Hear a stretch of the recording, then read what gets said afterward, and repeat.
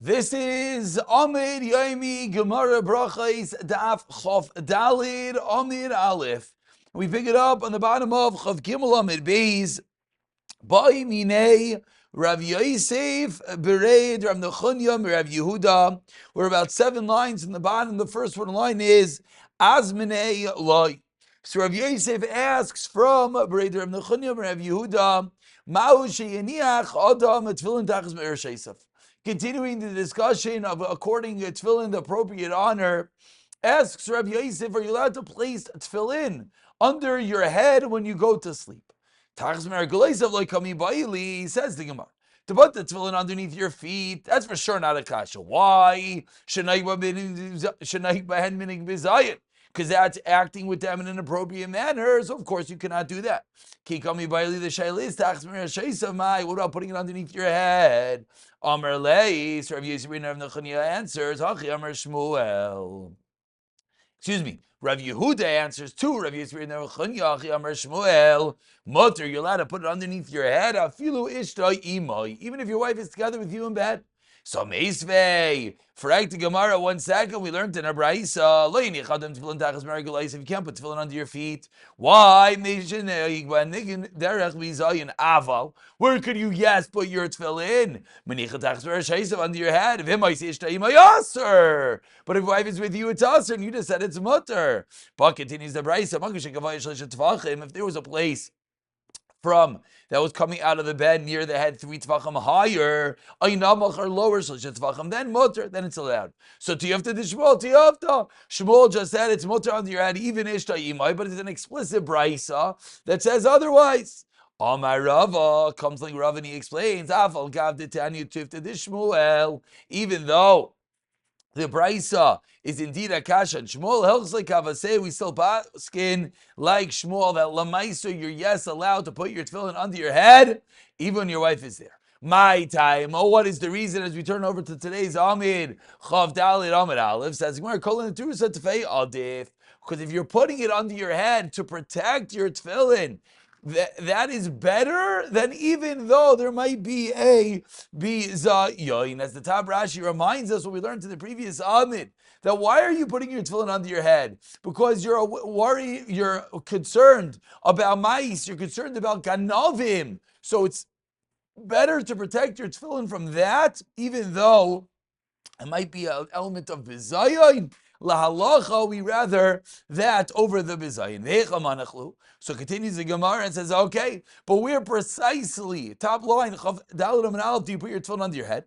Rav Yirmiyah being kar lekases between the mattress and the pillow, shaloi keneged rosh, not directly under your head. The pillow's a little bit larger, so it can be under your pillow, not directly under your head. Ask Gemara about Tani Rav Achia meniach b'kayva tachzmer sheisav. But Achia taught in a brayse, you let it put it in a kaiva, a hat, a pouch under your head. It sounds like it's right under your head.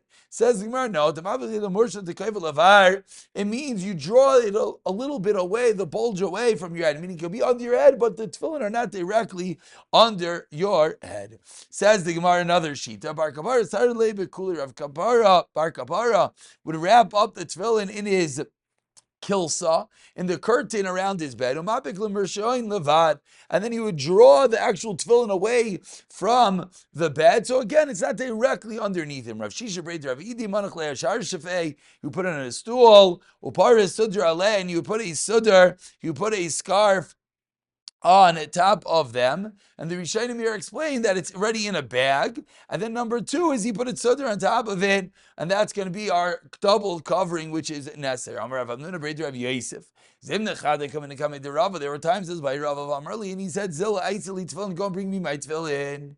And where did I find the tefillin? I found the tefillin and Rav was under the pillow, not exactly where he placed his head. I knew that it was a day of tefillah. I knew that he was with his wife the previous night, and yet I found the tefillin underneath his pillow. And the reason Rava told me to go get the tefillin was to teach me this halacha, the halacha l'maisa, that you're allowed to have the tefillin underneath your pillow even when one's wife is with them. Continues the Gemara. Let's continue in a very similar situation, husband and wife in bed together with regarding the dinim of Shema. We're 6 lines from the wide lines. First one line is Nechunya. He asked, as two people are sleeping in one bed, they're both undressed. Can each one turn away from each other and recite Shema? Amar Le, Rav Yehuda responded, this is where Shmuel said, even Ishtayim, you're allowed to say Shema. Rav Yosef asked Rav Yosef, you telling me that it's only allowed if his wife is there, and it's pashit if another person is there, another man? Adarabba, Ishtay ki gufay, dafka, if his wife is there, it's mutter to say Shema. But acher lav ki gufay, and if you could only recite the Shema back to back if it's one's wife, and not if it is another man. Meisvei, ask the Gemara in the first white line. Shnaim sheishteim emitacha, says the Brisa, two people sleeping in one bed, again undressed. Zeh machzer panav v'kayrev, zeh machzer panav v'kayrei. V'tani idach. But now we have Tanya Chriti. We have another Brisa. Hayash in Memita's home, sleeping in a bed of Banav of Bnei Beisa B'tzidai. His children, other people in the household, are with him in bed. If their bodies are touching, again undressed, he's not allowed to say Shema unless there is some sort of talus, some sort of garment, blanket between them. Then it's going to be mutter. So says Rav Yosef loy kasha. According to Rav Yosef, there's no kasha. Why? Because Rav Yosef said there's a difference between one's wife, where it is a mutter. Other people, it is aser. So that's how we're going to explain the Brisa. The first Brisa says is his wife. The second, the Brisa that said you need to have a talus separating you, is going to be other people. But according to Shmuel, that seemingly there was no difference in his wife and someone else. Kasha. Shmuel responds, Rav Yosef minicha, really? According to Rav Yosef, is it simple? V'atanya, but the Brisa said,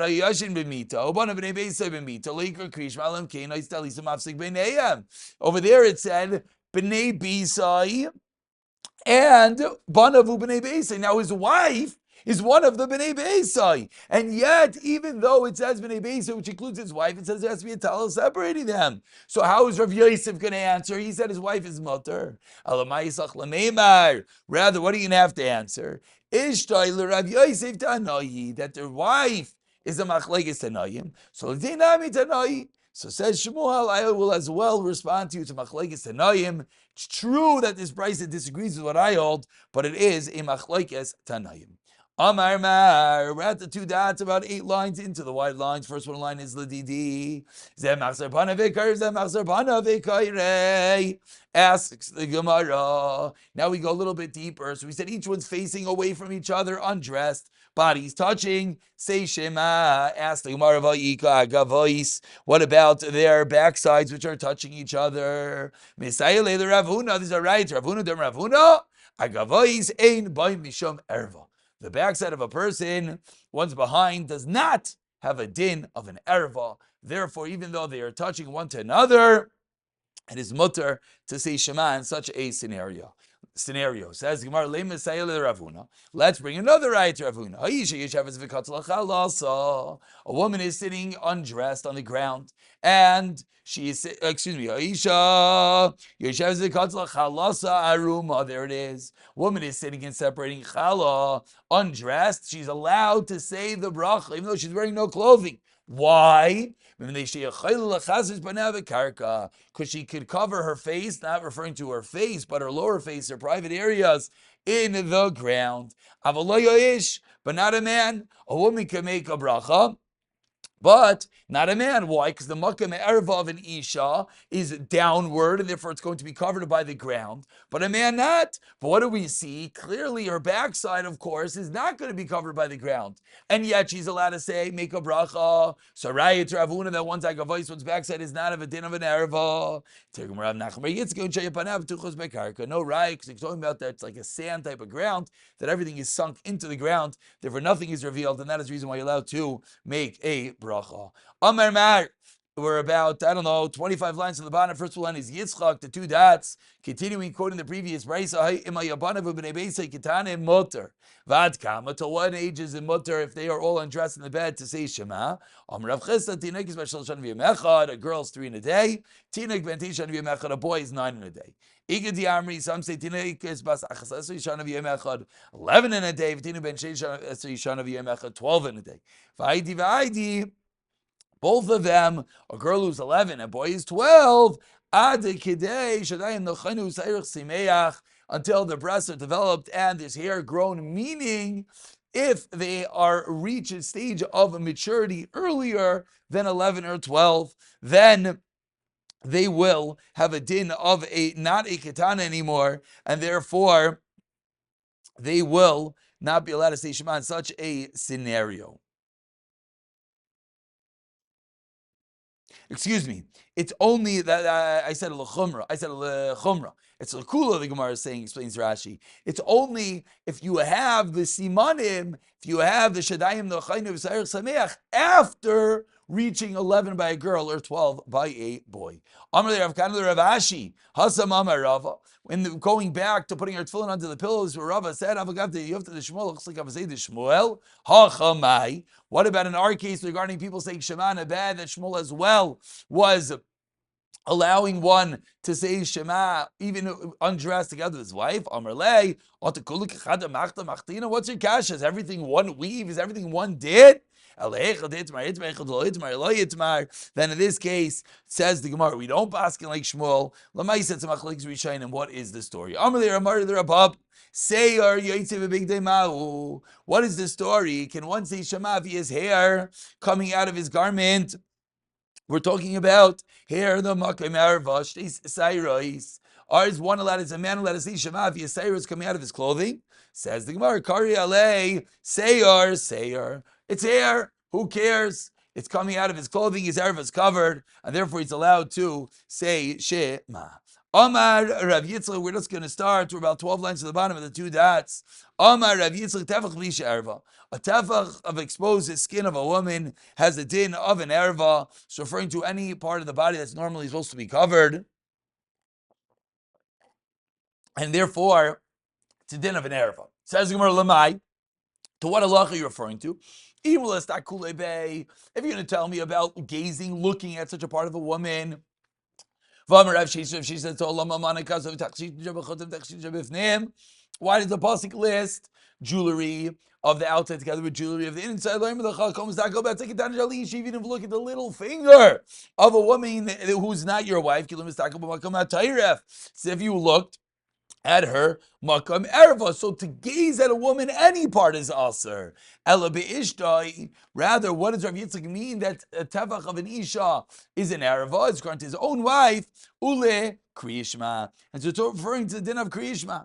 Amrav Chisda shaik b'isha erva. The thigh of woman is an erva. Shenemar keli shaik ivrina haris. Expose the thigh and cross the river. Uksev, and the pasuk continues. Tigal erva seich magan tirech harpa seich. Your nakedness will be exposed. Your embarrassment will be seen. Amar Shmuel kol b'isha erva. Shenemar ki kolech arev umarech nave. Amar Rav Shesha seyar b'isha erva. Shenemar seirech keder izim. As the pasuk says, your hair is like a flock of goats. We'll stop over here and we'll continue with Rav Chanina the next year. B'siyata dishmaya.